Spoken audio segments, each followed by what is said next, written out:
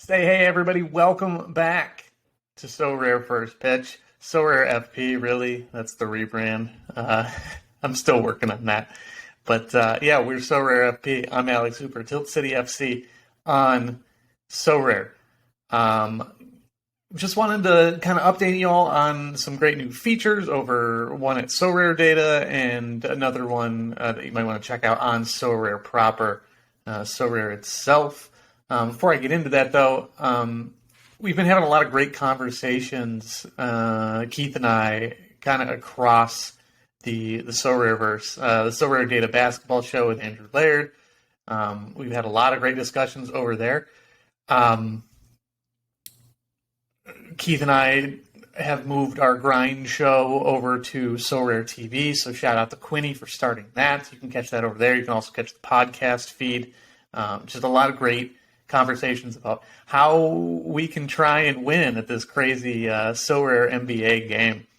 We're learning more and more as the weeks go by and kind of trying to figure out how everything impacts us, what we can use to leverage good wins, just leverage L10s into more rewards and building our galleries. And the buying and selling aspect of Sorare MBA right now has been fantastic. I've sold a lot of my rewards, and it's helped me earn more and more, and I'm just kind of building that way. So I'm having a lot of success. Not speaking. The Discord has had a ton of success as well. I've been able to tweet out great results, tier 2s or higher every single game week so far. So we're doing something right, and I'm really excited about it. You can sign up for those projections, only $5 a month over at patreon.com/SorareFP. That's not why I'm here, but it's been working, and I'm very proud of it. I'm proud of the group. I'm proud of the community over there. And we might talk about some news a little later on. You can get in the Discord. That's $10 a month. Projections are just $5. They're updated when new L10s come out and on the day of lock, and hopefully multiple times on the day of lock as news breaks. But so yeah, I said I wanted to talk about something that I really enjoy, and Laird shared with us the other day. Sorry, gotta navigate over to it. Yeah, so I come from the DFS space, the daily fantasy sports space, mostly soccer. I did some baseball, and I did some basketball. And when you play daily fantasy sports, one of the things that you have to know about is ownership. You gain leverage over the field by owning a certain player, drafting a certain player, more or less than the others. And I wanted to talk a little bit about the gamesmanship and how that works relative to Sorare NBA. So first things first. This is the Impact Players page on SorareData. You head over to SorareData.com, you go to SO5, Game Week Center, and then you can click over here to Impact Players. That's how you get to this screen. And then you pick the competition you want to look at, and you sort by power. And what power is going to give you is the amount of this player played in a competition and their multipliers, their XP, and how that works. So the way this works and the way this kind of helps you or can hurt you in Sorare MBA is leverage. It's the same sort of thing. Now, the market's a little different between Sorare and DFS. In DFS, it's one day, and that day's results determine everything. Anybody can pick every player as much as they want, but it's like Sorare MBA where you have to fit it within a salary structure. So what you see there is you get a lot of ownership on one player, like concentrated on certain players. So just like Sorare MBA, when you have a late breaking injury and all of a sudden the backup is slated at a low salary or like a low L10 and Sorare, everybody rushes to get them in your lineup. And what that creates is heavy concentration on that player. And if that player performs well, all of the people who play them, like 60, 70% sometimes, if not more, will play that player. And if that player does well, they benefit. If they bust, all of a sudden the 20% who didn't play that player have a distinct advantage. And that's how ownership leverage works. Now, in Sorare NBA, it's a fixed market where only X amount of each player are minted currently and owned, and sometimes they're played in different competitions. So the leverage isn't quite the same, but it does exist. And that's what this shows you. So the top 2 players this week in Limited Champion, in terms of power, so the amount played and the XP, were Jason Tatum and Luka Doncic. I had Jason Tatum and Luka Doncic in my lineup, along with Ja Morant, who I don't see up here. Let's find him. So there he is, 43rd, 182. So right here, 182 copies of Ja Morant were played in Limited Champion. So how does this work here? Let's find a couple of examples. All right. The highest owned player, Jason Tatum, put up 58.5. 314 people played Shai Gilgeous-Alexander, who outscored Jason Tatum by 2.2 points. Now, in a situation where all lineups are the same, say the rest of the lineup is Doncic and the kid from Toronto who mashed, and just it's 4 of the same guys, but someone has Tatum and someone has Alexander. The Alexander lineups win. You gain 2.2 points of leverage there, and being different made up for 27 points in the standings. So like 27 people jumped there, and all of a sudden you get like a tie for first at 27. Obviously, that's not how the lineups here work. Steph Curry would have been a better example, actually, because he put up the 74, and all of a sudden, okay, now you're getting a 15.3 point jump. So even if the rest of those 4 guys aren't the same, the 15 points you get by playing Curry over Tatum all of a sudden have a ripple effect for the rest of your lineup. So for the people who played Tatum as their, say he's their MVP or Doncic, either way, that's a 12.1 point difference, still significant difference. For the people who played Curry as their MVP instead of Doncic or Tatum, they all of a sudden have 12 points to spread around the rest of their lineup. That like they don't need 12 more points from someone else in their lineup, if you follow me. So Curry has made up that difference just by you played him instead of this guy. So let me sort by score real quick. All right, so here you go. Anthony Edwards and Terrence Davis. 43 people played Terrence Davis. 43. 0.14% of the field. 211th most used player. 66.8 points. So now you see like 43% or 43 people have just this insane leverage over everybody else. I mean, if you look at everyone up here, Poole, Banton was the guy I was talking about before, still only 56 played in Champion.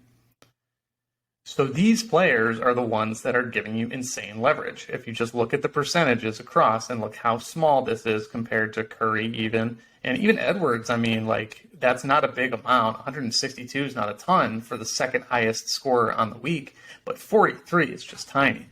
So if I gotta find it here. Okay, yeah, so here are the scores. So what you're going to see is you're going to see a lot of, I mean, obviously a lot of Curry up top, but you're going to see a lot of Banton, and you're going to see a lot of Davis. Actually, I don't see a Davis so far, because there's only 43 of them. So let's find one. Is that him right there? I think that is. Okay. So all of a sudden here, like a 37, a 42, and a 55. If you look up here, you're not going to see a ton of those. Beauchamp 35 on, a small L10. So he outperforms a ton, but you've got Curry. So Curry has made up for, what you have in Davis. And then Banton, if you didn't have Davis, if you had Banton and Curry, like, you're going to have success. So Curry, Curry, Curry, Curry, Curry. Okay, here's the first one without him. You got Banton, and you also have Shea and a couple of 50s. So the point I was trying to make is, like, you're not going to see a lot of 37, especially so this 37 is from a guy with a 50 L10. So Happy Robin really took a shot. Like, this hurts your lineup. It kills your lineup most of the time. DeJounte Murray is like a 50 or 49 L10 coming in here. So he's actually negative 12 points. But because Terrence Davis makes up so much on the field, even though he's not getting like giant outlier scores by Devin Booker or Tim Hardaway, I mean, both outperforming their L10s. These three guys definitely did. But to finish ninth despite a negative 12 from your second best player, third best player perhaps, second best, so far in the season, but I would say these two guys are equal. Like, normally that should kill you, but Davis was the difference here. So I want to find another Davis lineup just to see, like, at this point, they've got to be really bad. Seeing a lot of Banton, a lot of Shea, and a lot of Curry up top, but you don't see a lot of Tatum. As a matter of fact, let's see. Is Tatum in any of these lineups? The highest owned player. But because there was a Curry and a Shea, who were both top-tier options that outperformed him, all of a sudden, this is when it's the opposite of what I talked about before. I mentioned, like, a late news guy, and all of a sudden, he's in the lineup, and he crashes, and everybody benefits. It's the same at the top. If everybody's like, man, Luka's a smash play this week, and he drops a 40, all those lineups are dead, because there's going to be other stars who can put up 60. So, I don't see Tatum. I don't see Tatum. I won a limited tier 2 with Tatum, for what it's worth. You see a lot of Luka because he was so highly played, and he still had, a solid week. Tatum had a 60. I haven't seen a single Jason Tatum. There he is. All right. 35th. Rough one from Ingram. PJ Washington overperformed. Julius Randle way overperformed. Christian Wood way overperformed. All right. I'm going to look for one more Davis lineup. All right. Here's one. Still with Murray, ironically. Caleb Martin had a big boost. Porzingis played out of his mind. So, yeah, again, Davis makes up for Murray.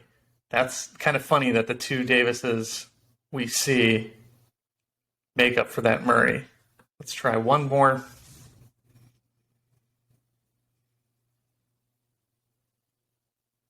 Excuse me as I search. There's so few of them, but you see the impact of having him in your lineup. He makes up for so much more. That's what happens when you have these other guys pop off. The same can be said for Banton, and I'm sure there's a couple other guys if I were to go back and search by score.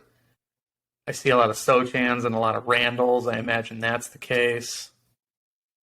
I can't imagine a lot of people playing Terrence Davis have great lineups otherwise, because I don't think he was a guy that everybody was really on going into the lineup, or going into lock. I don't think he was a guy that everybody saw popping. I think he's just generally going to be a guy who was in lineups because that was just who they had.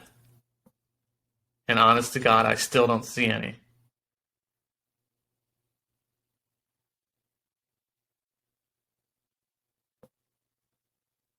So this just makes me want to see one more. I'm starting to see a lot of Tatums. I think I'm in here somewhere. Doesn't matter.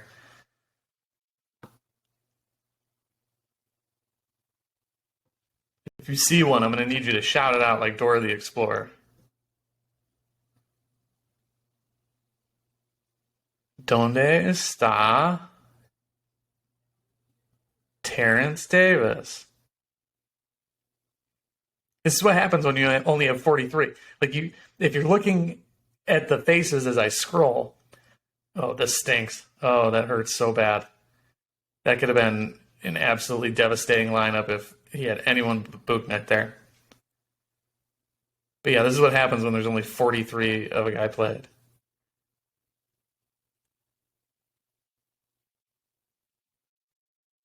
Sorry, I'm like really dedicated to finding this now. That would be something that I would like to see is lineups featuring a certain player.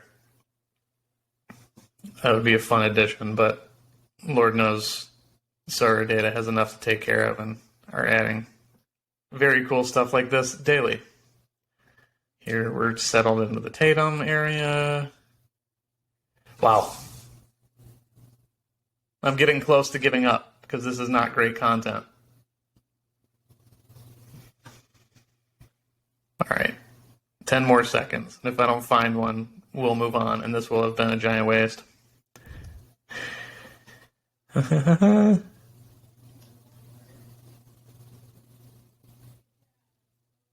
see a lot of Kings. I see a lot of Malik Monk. I see De'Aaron Fox. Just don't see Terrence Davis. All right. In all honesty, well, what did Davis score? This is what I can do. 70.8.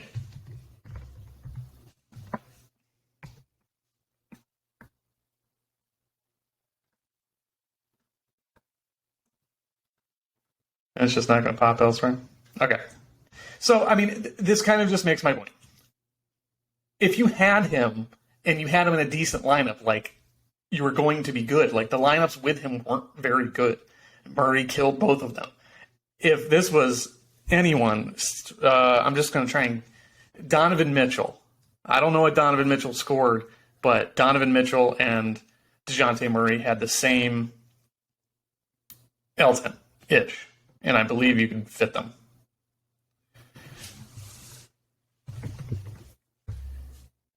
34.9. That's actually worse. Who's another 50? It's Tatum. Like if you had Tatum there, then you're adding 23 points to. Sorry, I'm goofing up. 23 points to this lineup. You're looking at 293. That wins by 5 points. There. I've made my point. I can move on. So ownership matters, and you can figure that out here. You can figure that out on the Impact Players page, and you can also see something that we talked about in Murray. Okay, so Murray was the third highest owned player. We already talked about that, but we talked about on the SorareData show with Andrew and Keith that you can kind of see where people are using these. So limited champion, I guarantee there's more Terrence Davises in limited contender. There are, unsurprisingly. Because that's the type of player that you just put in your contender lineup if you're building a champion lineup. If he pops, if the projections say, like, this guy's going to go nuts and he's going to save you a ton of L10, then you put him in with your stars. But we talked about a guy like Killian Hayes, 180 here. He was a guy who definitely popped. He was the 30th most owned player here in contender. And champion, he was, way lower. Like, that doesn't necessarily make sense, but you can capitalize on that. If a player like Killian Hayes is being played more in contender, then, like, if you believe in him, play him in champion, and he should help you a lot. So hopefully that makes sense. If you have questions, leave it in the comments. I will try to make a little more sense of it.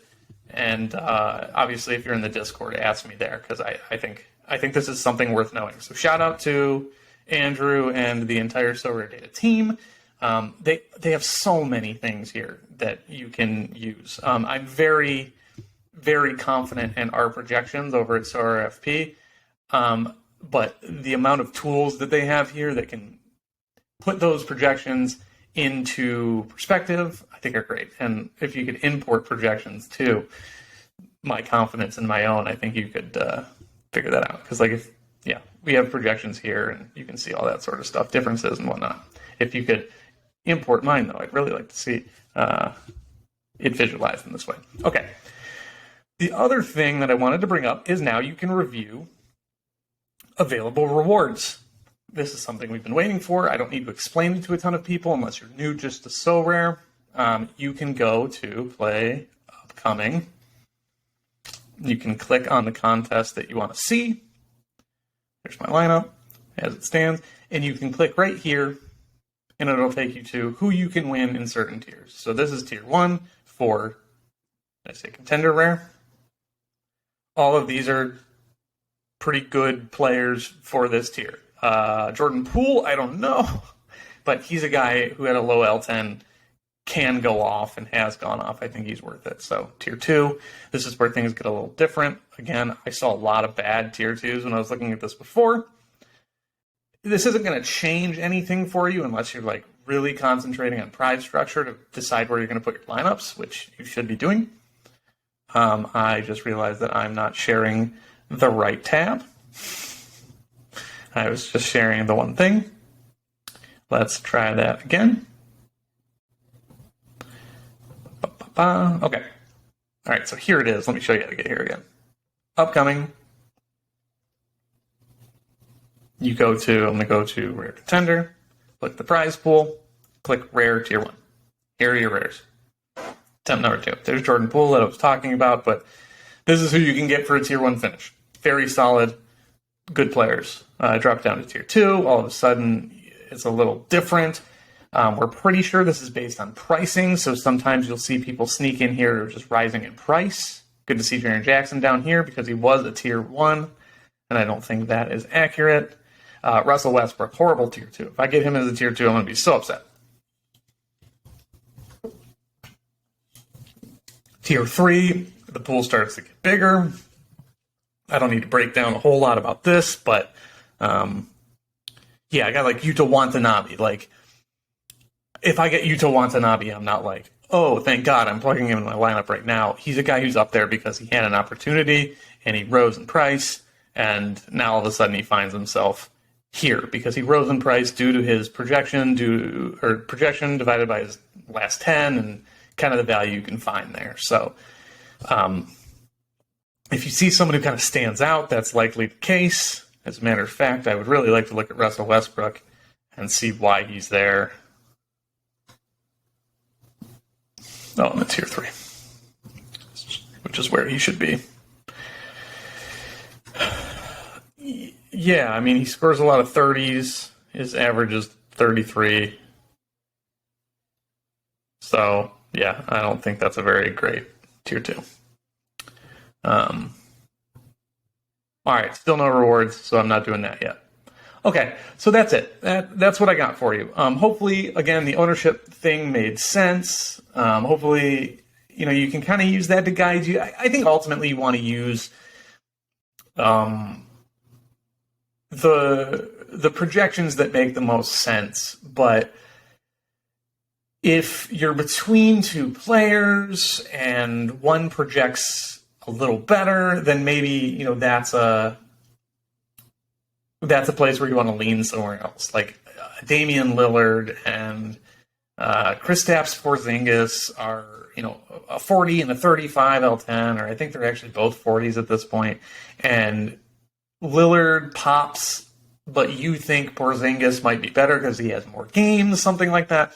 Maybe you go to Porzingis and hope that he pops off. Probably not the best example because Lillard is capable of like a 70-point game, whereas Porzingis probably isn't. But just use your judgment in those situations. Like, I'm actually considering selling Jason Tatum at this point, even though he's been an absolute stud. But if I can get a little different there and still run Luka out and like get the guy who pops, then maybe it's beneficial. I don't know yet, but that's kind of what I'm thinking about. So any questions, ask them in the comment. Subscribe, all that. The Patreon, I already plugged that. It's been great. I've had so much fun, and I love seeing people win, and we've had that for sure. Follow us on Twitter at Sorare FP. Follow me on Twitter at Lex Hooper, and we'll see you next time. I don't have anything else to plug. So and also head over to SorareData. There's so much there that can help you, and I highly recommend it. Check out some of our other shows. Again, SorareData NBA. Keith and I have been there often, and we're having a blast there. So if you need more content, there you go. Until next time, good luck this game week. See ya.